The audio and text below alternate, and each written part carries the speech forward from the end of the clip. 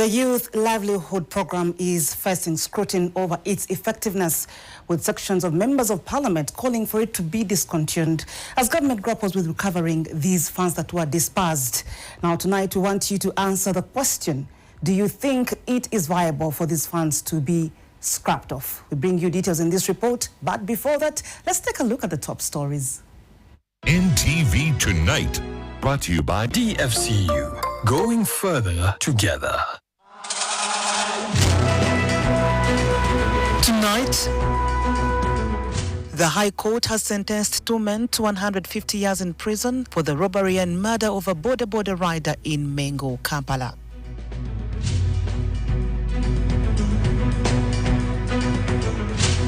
School heads in Mukono continue to protest the Ministry of Education and Sports list published in June, which named their schools among institutions operating without licenses. The learners at that time when the school was closed, Rockview, were not prepared well. Also on NTV Tonight, many of them will never return or will never pay this money. Sections of members of parliament have suggested the need to discontinue the Youth Livelihood Program, critical that it makes no sense to inject a lot of money into recovery efforts only to collect peanuts. Don't you think we are losing much more resources than we would have saved as a country?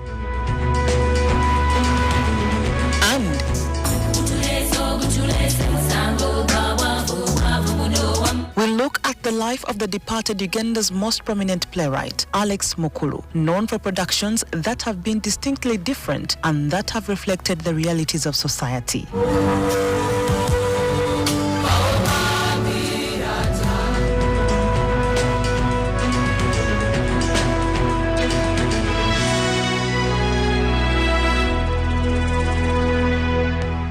DFCU, going further together.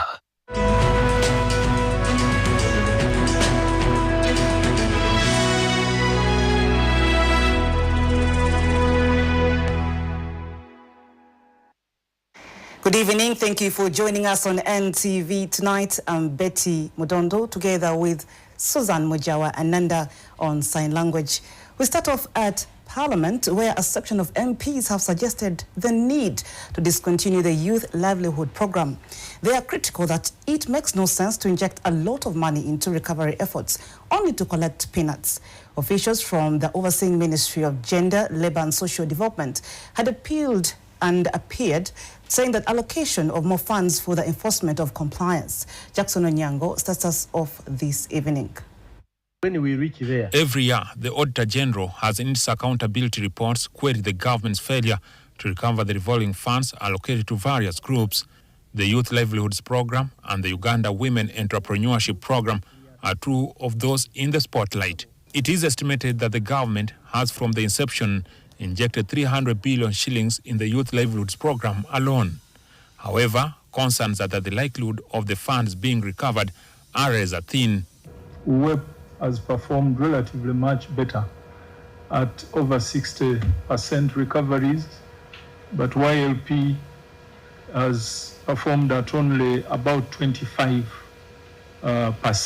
The officials from the overseeing Ministry of Gender, Labour and Social Development apportioned the blame on the failing efforts to recover the funds to the meager resources being allocated for the purpose. The more we invest, like if we invested 20, would be able to collect the over 300 billion that is out there. There had been no allocation in the district budget for recovery of either YLP, WEP, these grants, these funds from Ministry of Gender. Members sitting on the line committee of Parliament doubted that anything could result in the money being recovered. In 2025, you used the 4, you collected the 3.5. It looks like government is investing more than what they... The MPs argued that the funds were treated as political gift given the timing of the first disbursements. Many of the women have taken, they call it akasimu, appreciation from government.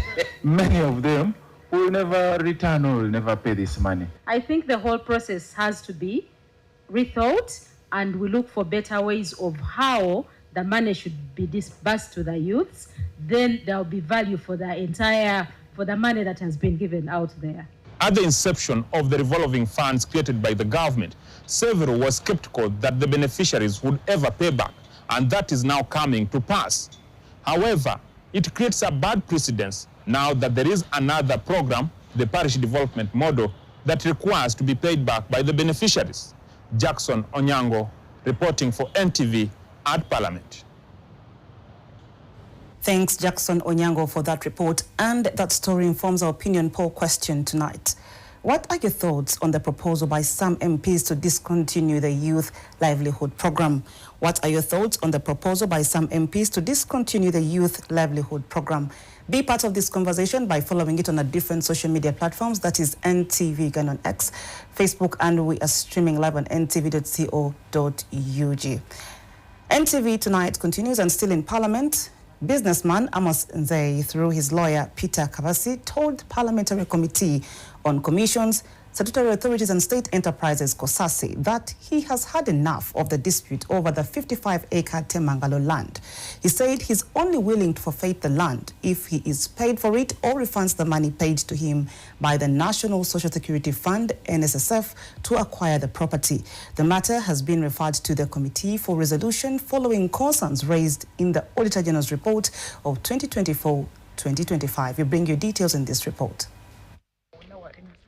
Last week, the Parliamentary Committee on Commissions, Statutory Authorities and State Enterprises inspected Temangalo land belonging to the National Social Security Fund, which land was bought from businessman Amos Nzei, and they are currently building houses for sale.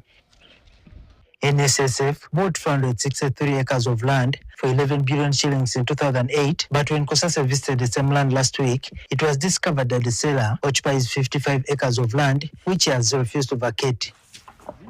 They also summoned Nzei to the committee to explain why he still occupies the land while he was paid the full amount.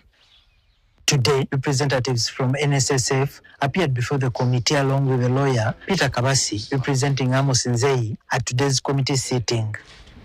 Nzei's lawyer Kabasi told the committee headed by Mwadanko Nyenji that his client sold the land to NSSF officials and his title deed contained 570 acres, so he had a portion that remained. Indicator that these people, they may have an arrangement internally to share that 55 acres in an assumption that the vendor has refused to vacate. That the vendor at the time intended to keep land that was developed and swap that developed land with undeveloped land. And therefore the fund. Mr. Nzei gave them the land, the 570, to pick out their 463. And they even, I think, transferred the land into their names. These titles are with NSF. On this land is also plot 12, which is contested. Even let go of the land and he gave the titles to NSSF for transfer. How then did he go back and put his residential house on plot 12? You have said it was not in the agreement. It is here, sir. If you did. Well, I had a meeting with the NSSF management 2 weeks ago, and they told me what was outstanding was 45. But here they said it is 55. I didn't know. Nzei's lawyer said the matter should be finalized, and he had given NSSF conditions if his client is to leave the said piece of land. You may find that the cost of trying to recover the 55 acres is actually equal to the money you could use to buy this 107 acres. It doesn't make economic sense to continue pursuing illegalities. He's prepared to return the money of the land they don't want, although they have it now. Or he can even sell them all his land, including his home, at market price, so that he gets out of Temangalo altogether. But that is to be discussed. Mr. Nzei offered some pieces which were not agreeable. The question now is, who is failing the implementation? And Mr. Kabasi said, it could be you. We want to know why, because it's been going on and on. adjacent to the land, squatter-free, and suitable for the development we wanted to do. So out of those acreages, only 10 acres satisfies that. So even if you try to buy the rest of it, it doesn't meet what the fund requires. And that's why the 55 acres that are still there, if we now transfer the 10 acres, will be 45. The 55 still remains a claim the fund has on to, because there is no... The committee has given them until next week for both parties to resolve the issues to ensure that the workers' money is saved. The arbitral word on record of the committee, among other documents which we require from you. I think next week, Monday at 2 p.m. The committee's hearing on the same matter will happen next week. Juma Kiria, NTV. Away from Parliament, the High Court has sentenced 2 men to 150 years in prison for the robbery and murder of a border rider in Mengo, Kampala. The 2 men, Aloysius Tamale and John Bosco Mugisha, have been ordered to serve 80 years each for the robbery and murder of a border rider on 19th July 2019. This duo has been spared the maximum death penalty after their lawyers informed court that a death penalty robs the country of resourceful people, citing one Chris Rakasisi, who was once pardoned by President Museveni and later was appointed to serve as an advisor. Juliet Naroga spent the day at court and she now reports. According to this footage from a CCTV in Rubaga Division, Kampala, it's 4 a.m. in the wee hours of Saturday, 29th June 2019. On this fateful day, the lifeless body of the rider, later identified as Derek Malindwa, was left lying in cold blood on the street after he was strangled to death by 2 armed robbers at Kacheka in Mengo, Rubaga Division. Today, after about 7 years of litigation, Malindwa, as identified by police, got justice after the High Court sentenced his killers, Aloysius Tamale, also known as Young Molo, not the artist, and his accomplice, John Bosco Mugisha, commonly known as Kaihura, to 150 years in prison for this gruesome murder and robbery. The 33 years have been added onto the 70 years you have been serving, meaning you are going to serve over 100 years. Justice Ajiji has explained that the 8-year prison term should be served on top of the 70 years, making it 150 years in prison. According to the evidence presented by Chief State Attorney Happiness Ainebiona, Tamale and Mugisha used a half-concrete brick to murder the rider and immediately made off with his Bajaj Boxer motorcycle. The state asked court to impose the maximum sentence, including the death penalty, on the 2 convicts who showed no remorse during the court session to act as a deterrent to other would-be offenders. The accused or the convicts have shown no remorse throughout trial. And throughout trial, they kept giving several excuses. Tamale and Mugisha, whom police previously linked to the Kabadia gang, which they said was involved in killing victims by strangulation, informed court that a death penalty robs the country of resourceful people, citing a one Chris Rakasisi, who was once pardoned by President Museveni and later appointed to serve as an advisor. My Lord, there is no repentance in the grave. Somebody dies once, and therefore if they are sentenced to death, there is no wisdom or knowledge in the grave. Tamale, one of the convicts, told trial judge Alex Ajiji that he has dreams of becoming the president of this nation and that he would not achieve it from the grave.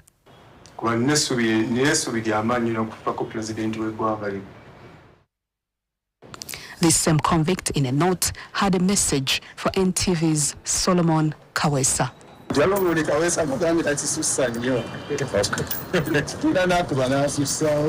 According to the trial judge, the 150 years are enough to protect the public from 2 murderers who were arrested during the wake of murders of girls and border riders along Entebbe Road between 2018 and 2019. Aged 30 years now, the 2 will leave prison at 180 years in the event that they don't appeal both the conviction and sentence within 14 days.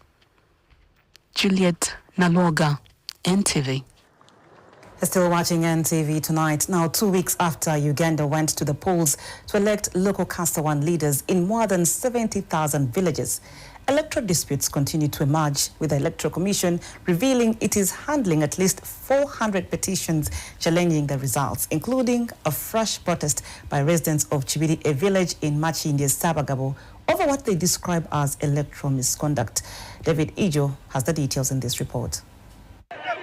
2 weeks after Uganda held elections for local Council 1 leaders across more than 70,000 villages, the Electoral Commission is now dealing with a growing number of petitions challenging the outcome of the polls. As is often the case following elections, the conclusion of the voting has been followed by a wave of disputes, with the Electoral Commission revealing that it is currently handling at least 400 petitions arising from the polls.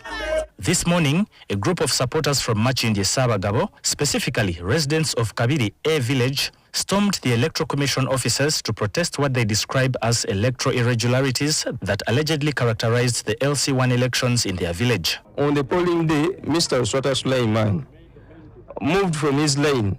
He joined Kabirigo's lane. He not only did that, but he also came from behind, counting all voters of that very lane. This was not among the guidelines that were given to us. This is wrong. I called Santos several times, but he failed to understand. He failed to pick up my calls. I told him this is... The group is calling for the election to be reviewed, citing what they say were cases of misconduct during the electoral process. For us in our village, we need justice and we need our congratulations because we elected somebody, the lady who for us we need. One, he has the listening capacity to the villages. However, according to the Commission, written petitions will provide a basis for independent inquiries into the allegations and allow each complaint to be assessed on its own merit other than protests. What is happening at the moment, even as we speak today, the Commission is sitting at its headquarters and looking through the analysis of the complaints that have been brought to the Commission to attend to and make decisions. And decisions are being made as we speak. And I believe in the next course of, in the next few days, a number of these decisions are going to, already some have come out, which you may have seen, the Nangabo, Chideka, and several others. But in the course of today and the course of the week, many more decisions are going to be made with varying decisions. Some upholding the election, others cancelling and calling for fresh elections, others requiring more additional information to be brought. But all these are being done. These are about 400 petitions that have been brought to the Commission. As the Commission continues to process the hundreds of petitions, the outcome of these inquiries could determine whether some of the contested LC1 results stand or are subjected to further action. David Ijo, NTV. We shall continue to follow up on that story for you, and we see how the Electoral Commission will be handling all these petitions. NTV Tonight takes a very short break. On a return, we bring you more stories making headlines across the country, and he's still to come. Still to come. In our Innovation Nation series today, we highlight a product designed to make real estate simpler, more accessible, and more trustworthy. And government says it is moving to cut the cost of doing business as part of efforts to boost entrepreneurship and improve the survival of businesses.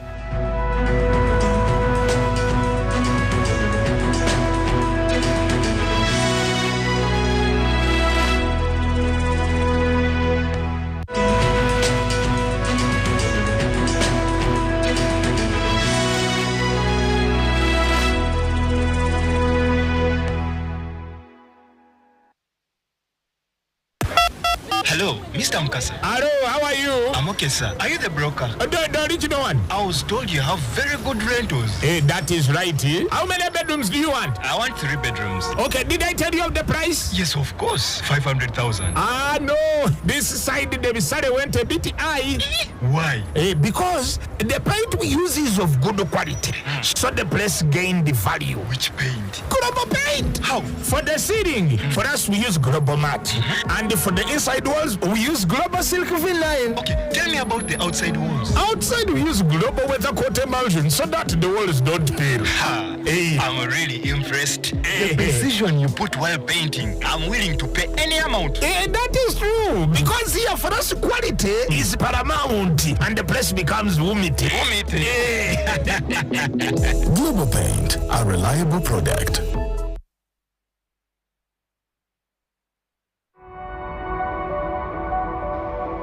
You need a bigger space to grow your business. You need more equipment to meet demand. You need to make sure everyone gets paid on time. In business, you need advice, solutions, and sector expertise when it matters. Your new office space looks great. What's next? We get it. Absa Business Banking. Today is a good day to draw up a new play. So start something. Make your move and get in your groove. Do it for the ground. Turn on your lights. Tusker Lights.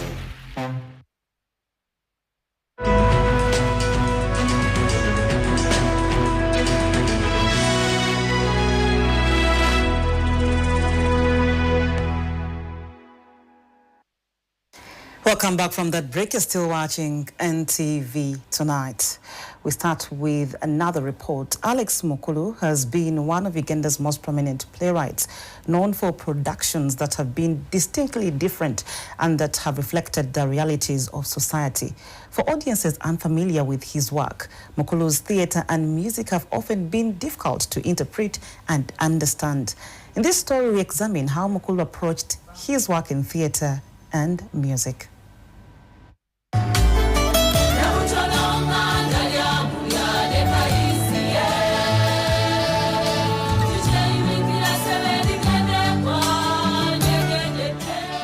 For nearly half a century, one name has refused to disappear from Uganda's theatre: Alex Edward Savan Subuga Chigonya Mukulu.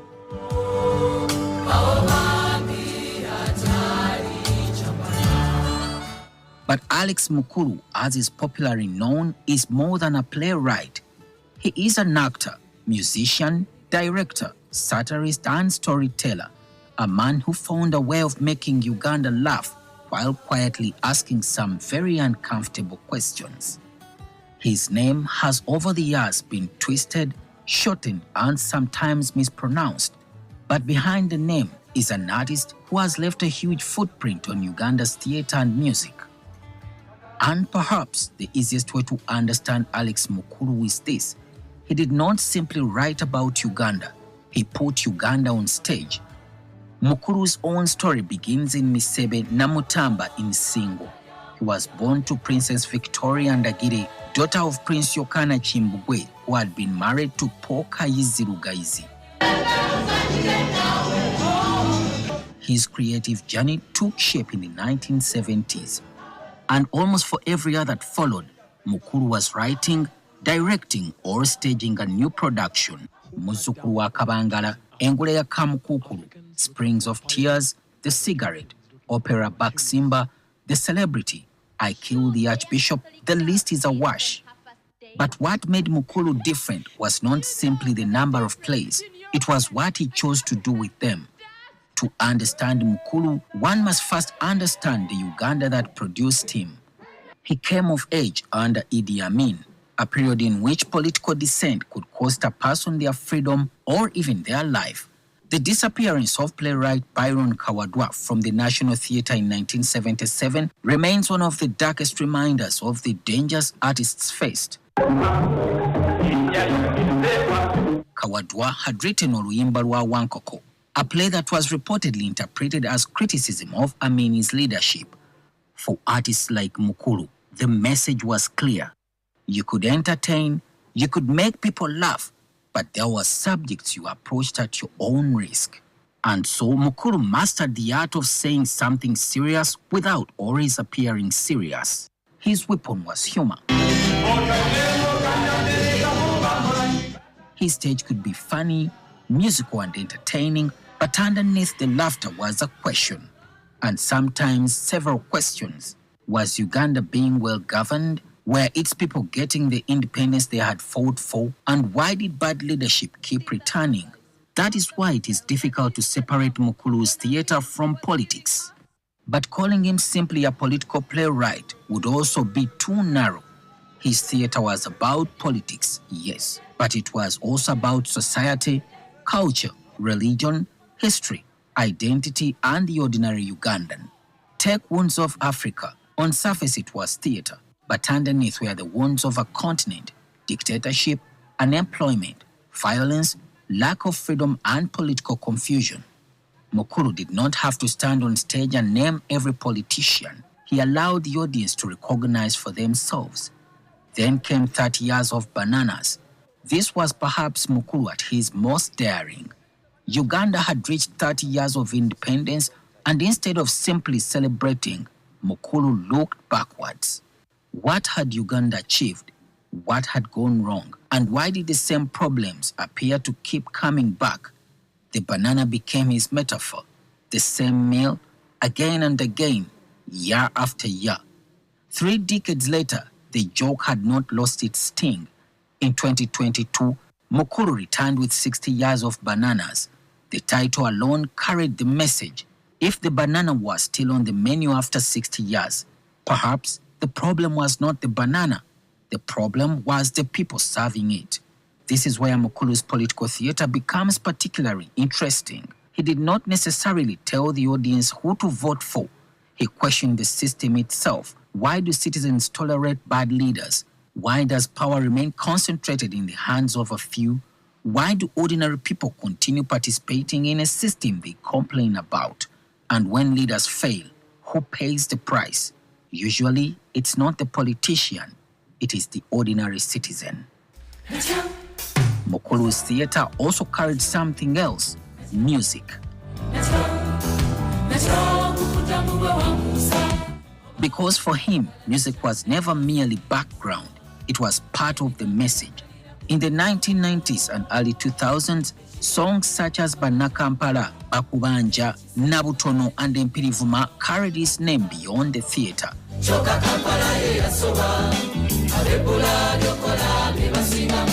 Some were entertaining, others were philosophical, and many required the listener to go beyond the lyrics to discover the message underneath.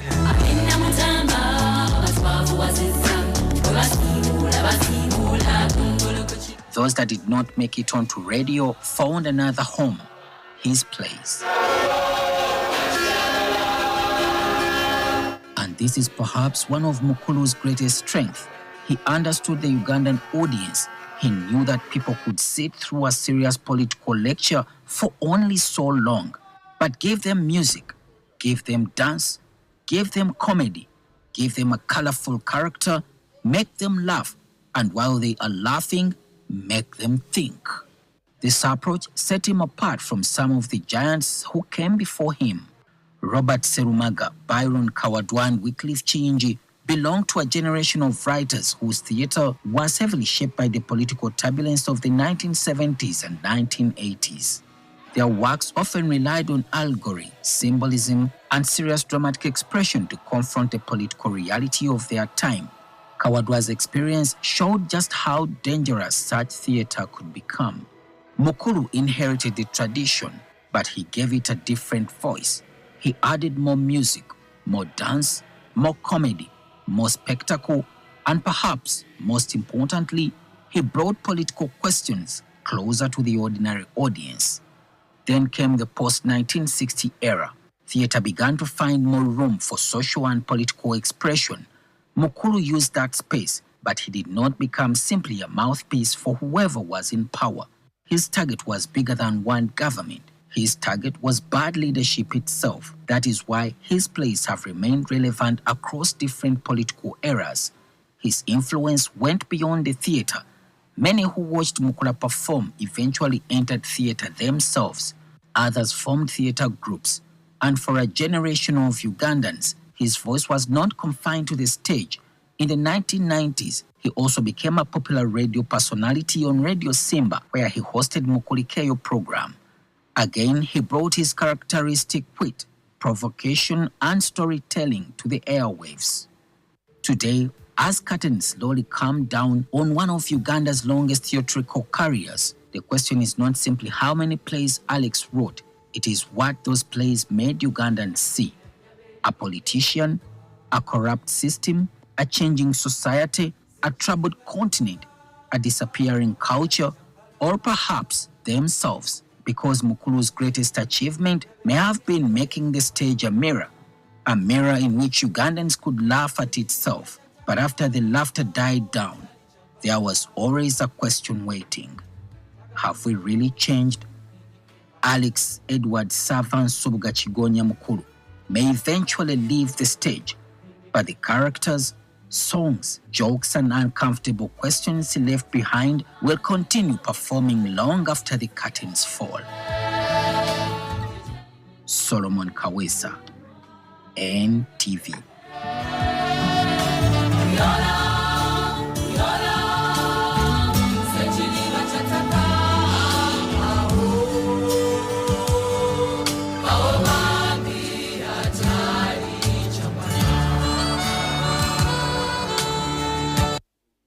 NTV Tonight continues, and from the education sector, stakeholders have called on the Ministry of Education and Sports to revise the requirements of acquiring a license by schools, as well as increase the license period from 2 to 5 years and registration from 5 to at least 15 years, so that it provides proprietors more time to process the required documents. Dorothy Najita continues with this part 2 of this story.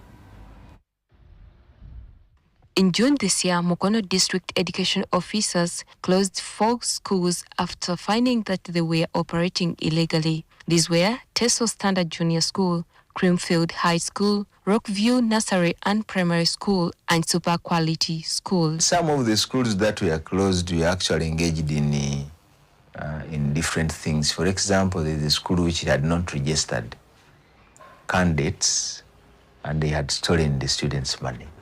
So we could not allow such a school which had the stolen students' money to continue operating, whereas they didn't have a license to operate. So each individual school was closed because of those indicators or the basic requirements and minimum standards. We visited one of these schools, Rockview Nursery and Primary School in Kama Village, Nachifama Sub-County, and we found the state of the school deplorable with no signpost. The condition of the building did not bring out the picture of a school.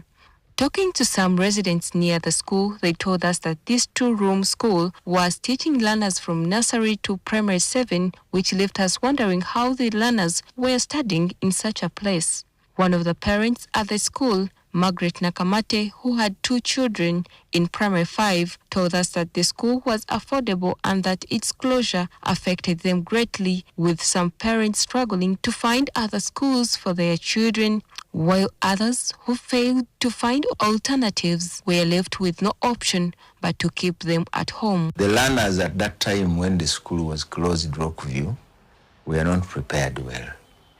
And the parents were not prepared because, when some things involve the use of security, sometimes security takes things abruptly. But later on, the learners were prepared. For instance, those who are going to sit primary 7, they were transferred to some schools that have been registered. They attended the education. According to the 2019 Ministry of Education and Sports guidelines, a license is renewed after every 2 years once the school proprietor fulfills all the requirements for a license. These requirements include an administration block, a minimum enrollment of 40 students for secondary school, separate toilet facilities for boys and girls, qualified teachers, operational school board of governors, among others. For renewal, a school proprietor corrects application form from the ministry within the 6 months before the current license expires and then attaches it with the report showing that the requirements needed to obtain a license have been fulfilled. After this, The papers are forwarded to the inspectors at the district who come to inspect the school. Upon inspection, the documents and reports are forwarded to the district education officer who also forwards them to the permanent secretary at the ministry who approves or rejects the license. Hassan Chirabira, chairperson of the National Private Educational Institutions Association, says some of the requirements for getting a license are what makes it difficult for schools to obtain licenses and that they need to be revised. The checklist for licensing required by the Minister of Education is the same checklist for registration. And license being a temporary permission would not have all those hard things to achieve within it. So you find that some of them, of course, you need qualified teachers, you need to have all the boys and all the girls, but when you look at the new school, where are you going to get all the boy and all the girl? He said the 2-year period given for a license is also too short and should be extended. The issue of corruption was also raised. They say there are schools that pay bribes to get a license, but even the brokers involved in this work are not innocent. In the midst of government failing to support these teams in the district, and we want our schools to legalize, then we need to support. It is unfortunate, but we need to support. And it is corruption, but anyway, you want someone to come and do something, of course, you need to support that person to enable him. You can also see he can't move, he needs fuel, there's no means he can use. You have to come in as the owner of the school to make sure that you support the process to get what you want. To have conmen who masquerade as inspectors coming from our department, and they go and con private school proprietors, promising to give them licenses, whereas these guys are not really connected to any of the offices or institutions that grant licenses. Dorothy Najita, NTV. Now, government says it is moving to cut the cost of doing business as part of efforts to boost entrepreneurship and improve the survival of businesses. The Minister of State for Trade and Industry, as well as cooperatives, David Bahati, says government is also encouraging businesses to utilize industrial parks to benefit from economies of scale. Bahati made the remarks while officiating the annual business awards, where 69 enterprises were recognized for entrepreneurial excellence. And Walter Weseje has the details in this report. Expand your current business or plant. For businesses to grow and create more jobs, government says the cost of moving goods and accessing capital must come down. One of the interventions is shifting cargo from roads to cheaper and more efficient rail transport. You have seen that we are now going into standard gauge railway, so that the goods that have been transported by vehicles are transported by standard gauge railway. The second one, we have built roads across the world, across the country. This is reducing business or movement of goods. There are also companies that have started working using ships. And this is also part of reducing the cost of business. But for many entrepreneurs, access to affordable financing remains a major constraint. We are putting money in UDB.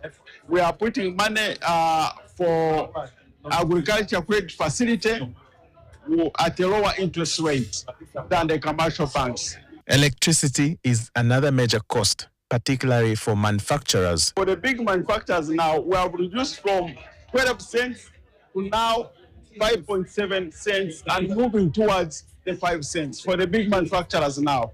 And as we get organized in the industrial parks, it will be much easier to provide electricity and reduce even further to 5 cents. But entrepreneurs say reducing the cost of doing business must also address taxation and regulatory challenges that can stifle otherwise viable enterprises. I'm charging 8,000 on a bottle where I get 200, a bottle of better wine.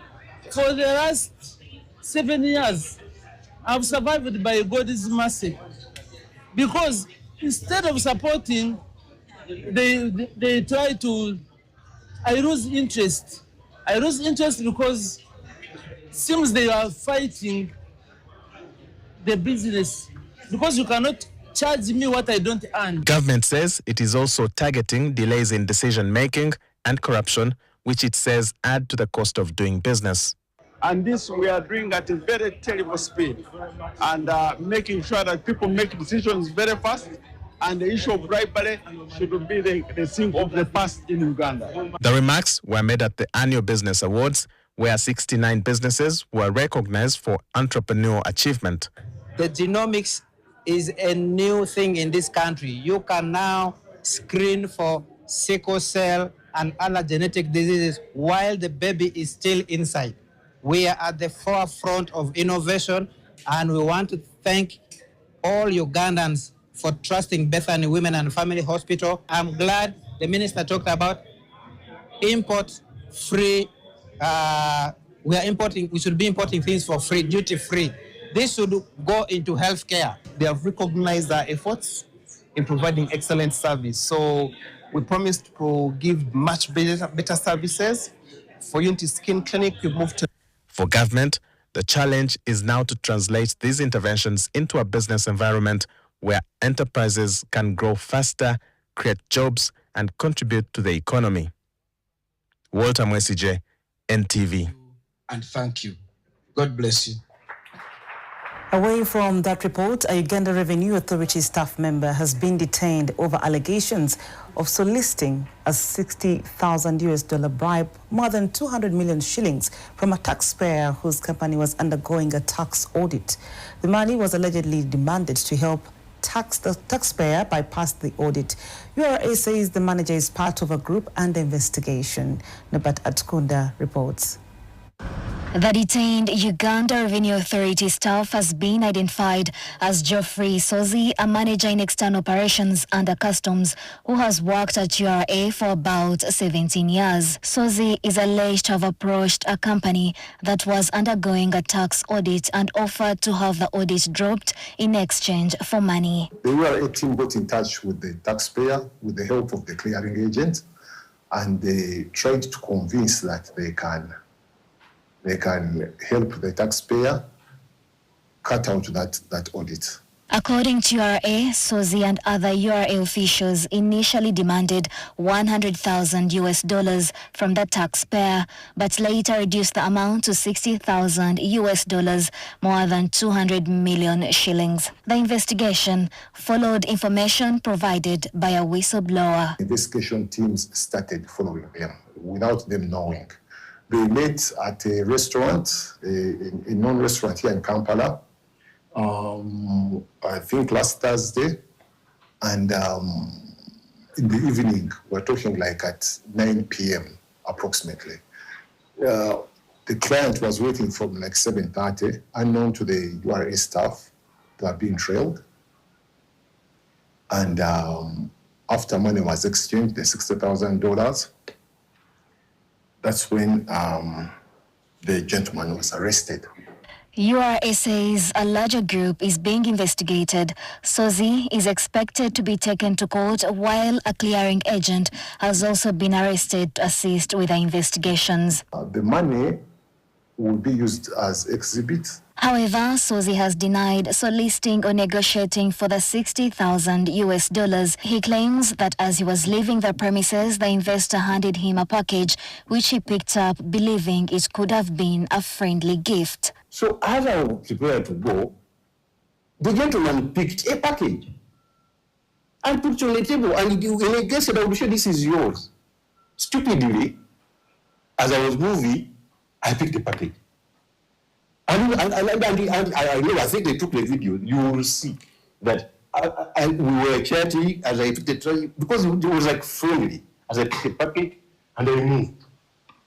When I moved, I realized, before we were leaving the seats where we were eating, people came.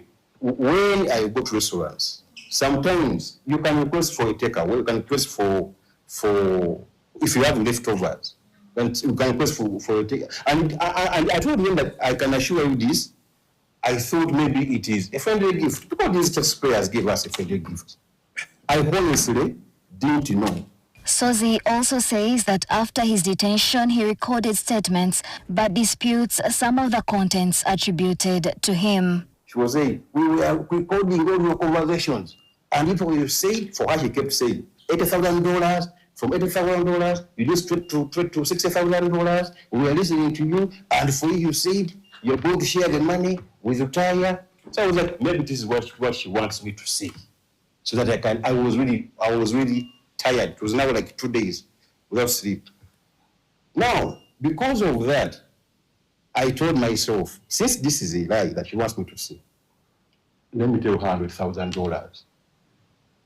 You see? I said, no, actually, if you want me to tell you the truth, it was $100,000. No, she left her $80,000. She kept insisting wrong. That's where we started from. Now she jumped on to $100,000. URA says the case is part of a wider crackdown on corruption within the authority. Ever since the Commissioner General took over office, approximately over 150 staff members have actually been sacked or fired for corruption. And now we bring you our Innovation Nation series. For many people, the search for space can mean endless calls, unreliable listings, and sometimes costly middlemen. But a Ugandan tech company is trying to change that by bringing property discovery to a platform millions already use every day. From renting a house to booking a hotel or finding property to buy, the process is often fragmented, dependent on brokers, and filled with information you can't always trust. But what if finding space was as simple as sending a WhatsApp message? In our Innovation Nation series today, we platform Propsy, a product by Softcraft designed to make real estate simpler, more accessible, and more trustworthy.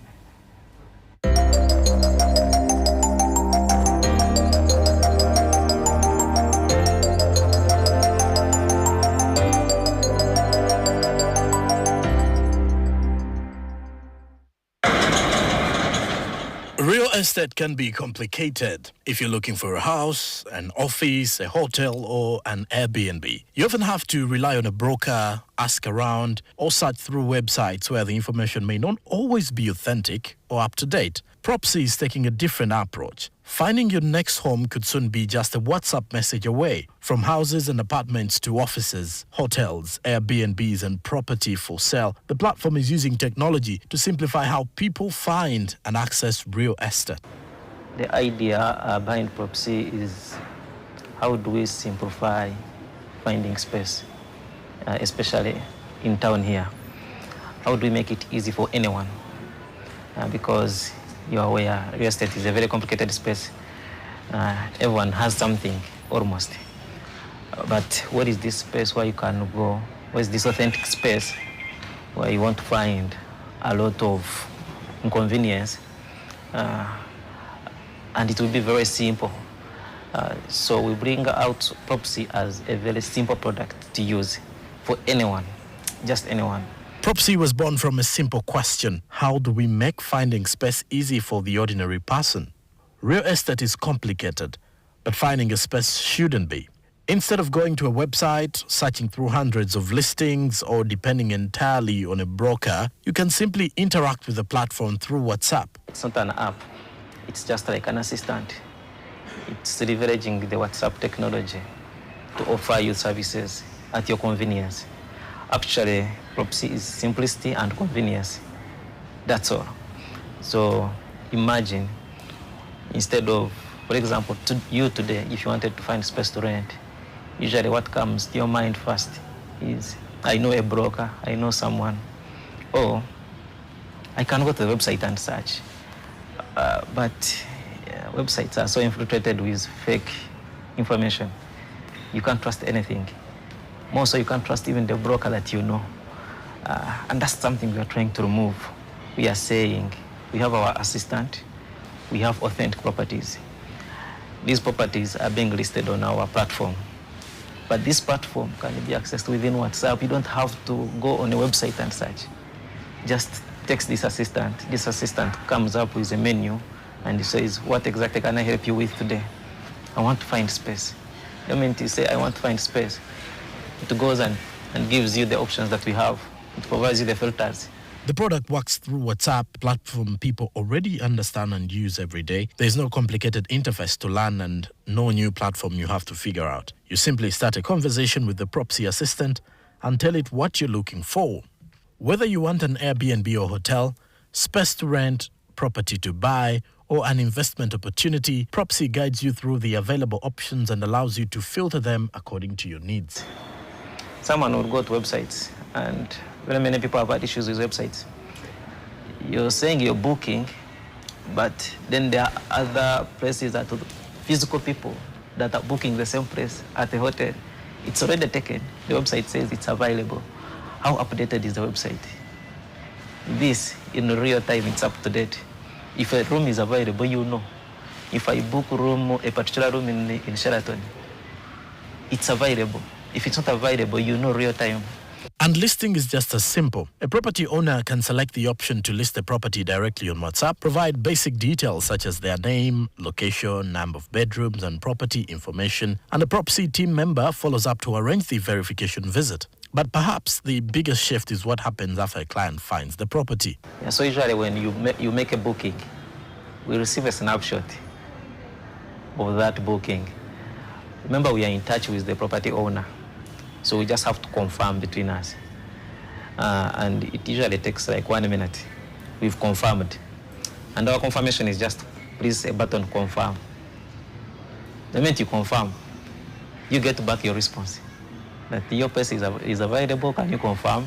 Now on your end, you find a button to pay or approve. You have to approve somewhere. Now, for example, when you approve, that's how the prompt of payment comes to you. So the moment you pay, a receipt comes to you. And if it's an Airbnb, we even send you your coordinates of the place where you're going. That isn't simply putting another property catalog online. It is bringing property discovery, verification, and transactions into a platform people already know while making the experience simpler and more convenient. And that reflects the bigger vision at Softcraft. Building technology that doesn't feel complicated, technology that simply works, and Propsy is changing how people find space, making real estate more accessible, more convenient, and more trustworthy. One WhatsApp conversation at a time. So that does it for our Innovation Nation series today, and I hope that you've picked something out. Next week when we return, we shall be bringing something different, but still speaking to matters technology and innovation in Uganda's ever-growing digital space. I'm Joram Paul Sonko for NTV Innovation Nation at the ICT Innovation Hub in Nakawa.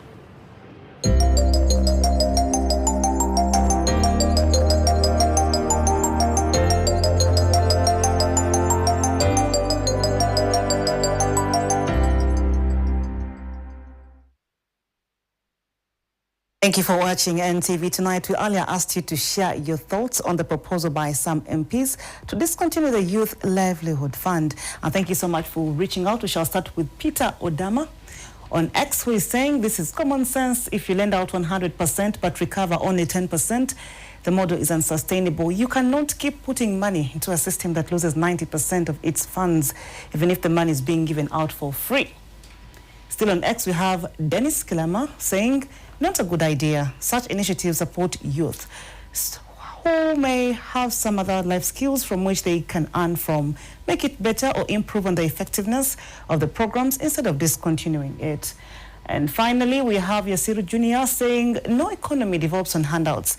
The government should create a favorable business environment in order for Uganda to develop.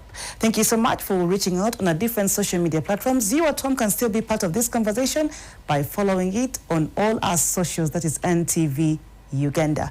Thank you for watching. We take a very short break. On your return, we bring you business news with Malcolm Musime. Stay tuned.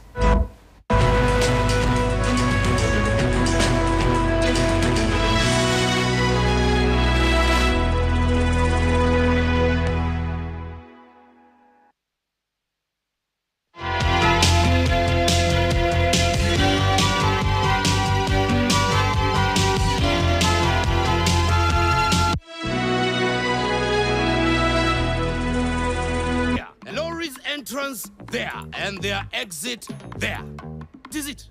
So where is the building? Fast, stress-free construction. Get your factory-made buildings in 12 weeks with SafBuild. Order yours now. SafBuild, a quality building solution from Uganda Bati.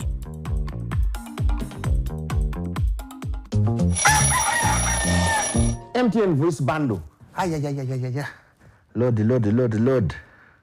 Hey. Hello, Mama. Hey, it is me, your son, Opio. Hey, now, Mama, listen to me. MTN has the offer. Yes, it has the offer. You load from 7 a.m. to 8 a.m. Now, they have free MTN to MTN minutes. And those minutes are there all day. So you load, you'll thank me later. Hey, Mama. Load an MTN voice bundle between 7 a.m. and 8 a.m. and get 3 free MTN to MTN minutes valid all day. Dial *100 *21# and get your free minutes bully daily. Bring your fire with free minutes from MTN. Together, our connection is unstoppable. MTN.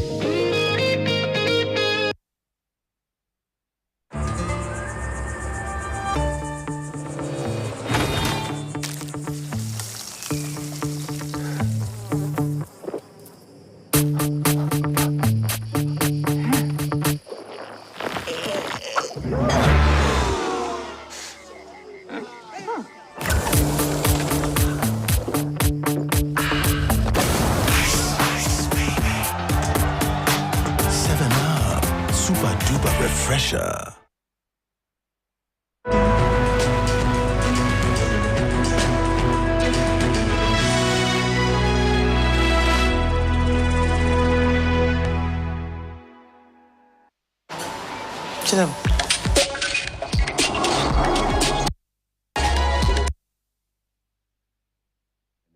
Let's start off with customs and clearing because it has long been a source of jobs and income for Ugandans, but local agents say they are now losing the business to foreign-owned companies, particularly Chinese firms, which they estimate control about 80% of the sector. At the same time, fierce competition has also driven clearing fees to low that agents say it is becoming difficult to maintain professional standards. More than 700 companies are licensed by the Uganda Revenue Authority to clear goods entering and leaving Uganda, with 520 belonging to the Uganda Clearing Industry and Forwarding Association.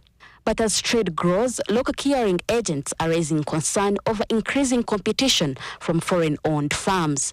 They say some foreign companies are now moving beyond importing goods to clearing their own consignments, threatening opportunities for local agents. We are seeing that the number of Chinese who are now starting to do work which the local people would be able to do, that is clearing and forwarding. This is would be unfair because you see that in China that is not possible, in India or Dubai that is not possible.